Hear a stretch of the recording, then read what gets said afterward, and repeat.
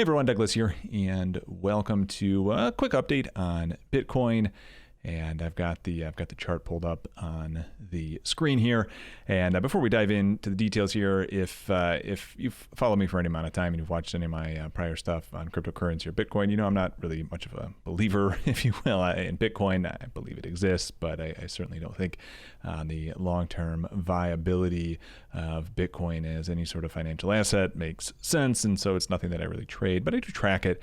And in the kind of second half of this quick update, I'll explain why I do track it once we go over the kind of raw technicals here and what I'm seeing. But I am seeing kind of a interesting, potentially concerning spot on the chart as it stands right now. As I'm recording this, it is Tuesday, August 31st, 2021, about 10:45 p.m.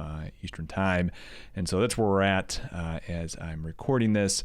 And yeah, not only are we in you know, a potential inflection point on the Bitcoin chart itself, but I think where we're at with Bitcoin also has some implications on the broader market, particularly equities, the S&P as well. And so it's worth tracking Bitcoin, even if it's nothing that you trade. So you can see my count here. I have a triangle essentially heading into the breakout that we saw in late 2020, and then the rip higher being a 5-wave sequence that truncated essentially where we would expect it to. Right above 60,000 was the target. And that's where we found our fifth and final wave. And then from there, this is where things kind of get interesting. Is I did see a 5-wave sequence, 1, 2, 3, 4, 5 into the lows that came in at the end of June earlier this year. Then from there, we have a 1, 2,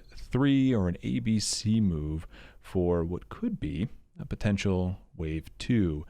What's interesting about this is we do have an impulsive 5-wave sequence down with, at this point now, a 3-wave sequence counter trend move to what would be, or really what is, a very important Fibonacci retrace zone between the 50 and 61.8% retrace. Okay, and so this is kind of where the concern comes in. Is at this point it looks like we could potentially be having a 1-2 in the start of a deeper third wave lower, if in fact something that bearish ends up playing out.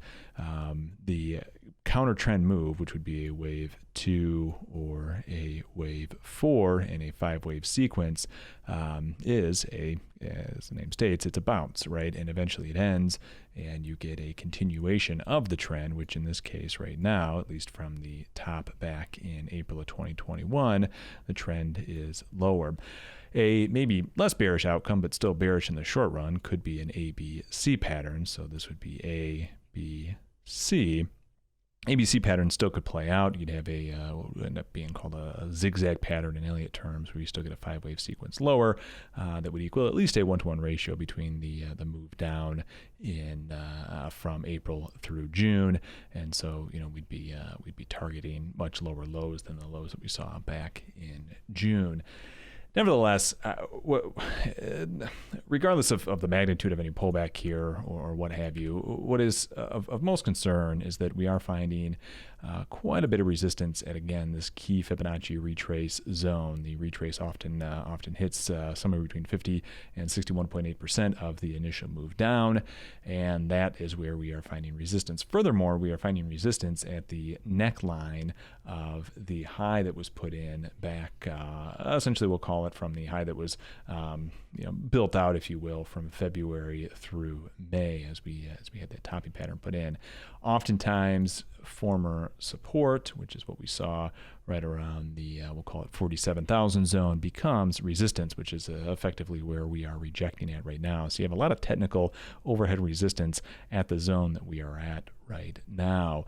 And if, somehow we are able to consolidate and break through, then I think it is very likely that Bitcoin is going to be heading on to another strong wave higher. However, as it stands right now, this is not the best of looks. And I think if Bitcoin breaks down from this general zone, I think the idea that another impulsive wave, potentially the magnitude of a wave 3 of a 5-wave sequence, or kind of bare minimum wave C, will unfold, and we can see Bitcoin end up pushing much deeper again than the prices that we are at right now. So again, important inflection point. Like I said, I don't trade Bitcoin, but I do like to track it and kind of see where it's at, as it is a highly traded risk asset that is often correlated with the riskiest of risky plays as it relates to the broader market and the S&P 500, which is definitely something that I am active in trading. And that is the point that I want to end this video on, which is if I switch over to the S&P 500 overlaid with Bitcoin, you're going to see a very strong correlation here between just the general moves that both the S&P and Bitcoin have. The Bitcoin itself is the bars, the S&P 500 is the red line here, and this brings brings me to the point that I want to go ahead and finish this video on. If you are like me, you're not an active trader in Bitcoin, it is still worth watching, because it can give you a heads up if liquidity situations are just getting a little bit tighter in general, especially on the furthest, we'll call it the furthest side of the risk curve, if you will. Exactly how the transmission would work from kind of your normal bank liquidity that might kind of shrivel up prior to a big sell-off, where banks can't continue to add risk assets or have to fire sell some risk assets off. Exactly how the transmission would work between Bitcoin and the S&P, and why there's this correlation, I'm not 100% sure, but it does show up. And the general idea that there might be some correlation there, being that Bitcoin is going to be one of the riskiest of your risk assets, and then stocks also being correlated during sell-offs, makes sense to me. Kind of similar to kind of those gold pukes that you hear of as well. Same idea, and so it does make me think that if we do start to see a sell-off in Bitcoin here, that we would want to be pretty concerned with what the equity space is doing. And definitely there are some red flags that kind of continue to pop up here and there in terms of the S&P, in terms of where we're at. And I definitely think if Bitcoin gives here, that this can definitely add to the argument that we might be seeing a bit of a short-term top here in the S&P. So that's kind of all I have for today. If you're new here and you haven't yet hit that subscribe button, make sure you do that, and hit that like button as well if you found this video particularly helpful. And I think that's all I got for today. So good trading, everyone, and we'll see you next time. Bye bye.